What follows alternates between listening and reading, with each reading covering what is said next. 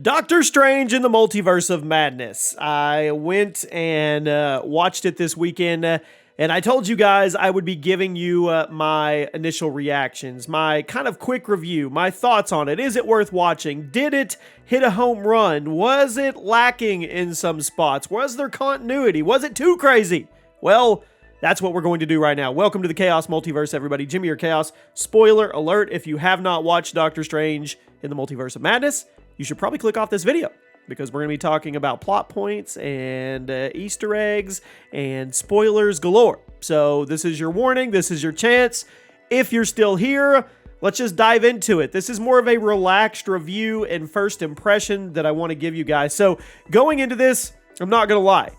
I was more excited for this than I have been for a movie in a while, aside from Spider-Man No Way Home. That obviously had its own hype level built into it, but like Shang-Chi and Eternals and Morbius, things like that, yeah, I'm going to go watch every one of them. I'm going to make it an event. It's a Marvel movie family event for us, for me and my family, when a new Marvel movie comes out, so it's a thing. But this one had extra hype to it, just knowing some of the leaks and rumors out there. So I want to talk about three things. I want to talk about overall kind of pacing of the movie. Did the movie actually tell the story it needed to? And did it set things up for the future like it needed to? Now, overall pacing, this is a Marvel blockbuster movie. This is what people have become accustomed to. It is literally out of the gates running fast all the way through. And some people say it wasn't long enough. Then again, I mean, I get it. You always want a movie to be longer if it makes sense. But I thought the 2 hours and 6 minutes was I thought it was pretty on the nose. I thought it was pretty good because they put a lot in there, but they didn't sacrifice continuity or make you confused. You knew what was going on each step of the way when it came to this movie. So for pacing, I thought it was really good. Obviously, the effects of this movie are just out of this world, outstanding. Yes, this is a Doctor Strange and a Wanda movie for sure. Wanda definitely stole the show at some points, and she has fans connected to her. It doesn't matter if she's a villain, anti-villain, Avenger. It doesn't matter. We even had the argument on the way home, me and my daughter Lainey, on whether or not she's Avenger anymore, or is she actually a villain? And I said, well, kind of an anti-villain the way they left it, I think. And she said, no, straight up villain. But everybody loves her anyway. We've seen her story arc all the way to this point, and things got pretty rough. And now we heard that Sam Raimi was going to make this a Sam Raimi type movie. It did have a horror vibe to it through parts of it. It was the goriest Marvel movie I've ever seen. I mean, here comes your spoilers. When Captain Carter's shield chopped her in half and it was dripping in blood, I was shocked. When Wanda snapped Professor X's neck, I was shocked. Now, the one with Reed Richards, that kind of went back to the Thanos turning party streamer type stuff back when he was using the Infinity Stones. But yeah, once again, dead. And I actually have some issues with the Captain Marvel one that was Rambeau. I thought they powered her down big time. I feel like Carol Danvers' Captain Marvel in the MCU universe, that would have been way bigger of a fight. I don't know. Now, there are people saying that Wanda was powering her down throughout the entire fight. It was the longest fight. She put up the biggest fight, and then she kind of pulled her armor off of her, which is why Captain Marvel died to a statue, which everybody was pissed off about. Come on. She went toe-to-toe with Thanos. She went through Thanos' freaking armada, and then this variant dies from a statue following on her. Now, if we go with the premise that Wanda powered her completely down throughout this fight, sucked her powers out of her, then okay, I get it. Okay. The craziest one was Black Bolt. That was gnarly. That was crazy. Shutting his mouth down and making him scream in his own skull, and then his eyes kind of just exploding.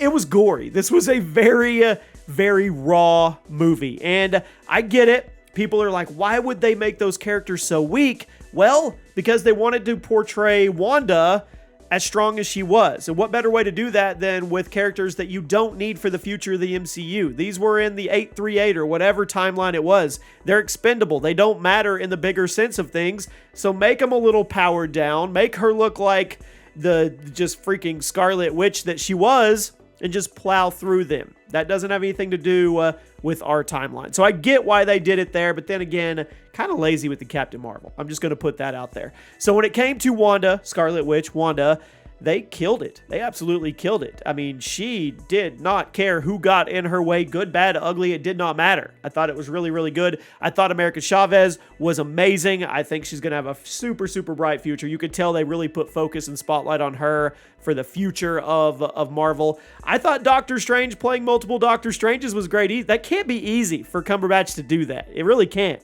To turn on a personality, turn it off, have to do completely different and make it look like you're different. I mean, Defender Strange, we had Doctor Strange, we had Evil Strange, we even had Supreme Strange, I think, that the Illuminati killed after he helped them get the Book of Ashani and kill Thanos. The picture of Thanos sitting there, ran through with whatever it was, dead, that was insane as well.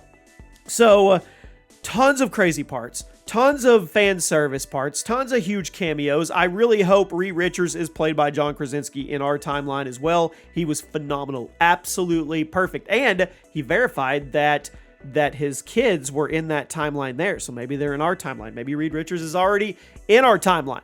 We'll have to wait and see. I thought the movie was great. I thought it was a fun time. I thought it connected to set up bigger things when it comes to Secret Wars. I mean, can you count how many times you heard incursions? If you don't know what that is, that's when two universes collide together, and if one of them doesn't, I guess, overtake the other, then they both die. We actually went to one of those shattered incursioned two universes when we saw Evil Strange. That's what they're setting up for the future of the Marvel or the MCU, the Secret Wars or the Kang Multiverse Wars, then the Secret Wars. So they're really pushing that. Even with the post-credit scene where Clea shows up and tells Doctor Strange that he created an incursion in the dark dimension. They have to go do that one.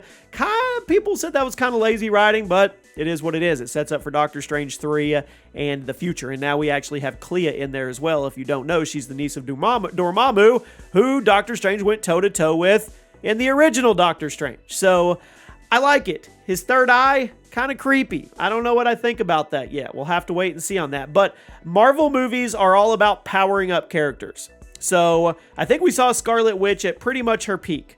And Doctor Strange, I don't think we've seen his peak yet. I definitely think we haven't seen America Chavez's peak either. So it's going to be interesting to see how strong Clea is as well. And people said, well, Scarlet Witch is dead. No, she's not. If you watch the movie and you saw her bring that whole tower down on herself, there was a quick little frame where you saw a flash of chaos red magic. That, to me, was her getting out of there, her creating some kind of bubble around herself. She did not die. Trust me, she did not die. She even said interviews after that she thinks she'll be around in one form or fashion. Could be a variant, I don't know, but I'm telling you right now, the main timeline Scarlet Witch, she didn't die. That little poof of red chaos magic, that little dust was enough for me to say that's their out. She's still going to be around. No Iron Man variant. Looks like those Ultron bots were made by Fantastic Four, Mr.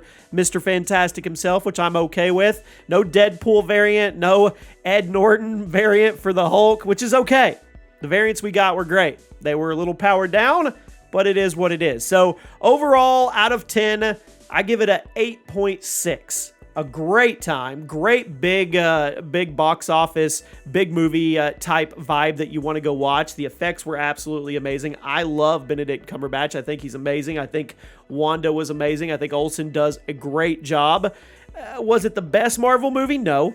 But I don't think that's what it was supposed to be. I think it was supposed to be this wild ride to tell us how crazy the multiverse is and set up things for the future of the MCU, which I think Sam Raimi did a great job with. So I liked it. I enjoyed it. It is definitely worth a watch. The Easter eggs, the fan service, the callbacks, the multiple dimensions they went through. There was one where they were actually paint. That was crazy. I mean, Pizza Papa at the end. Come on. It was great. Let me know what you guys think, and I'll see you soon.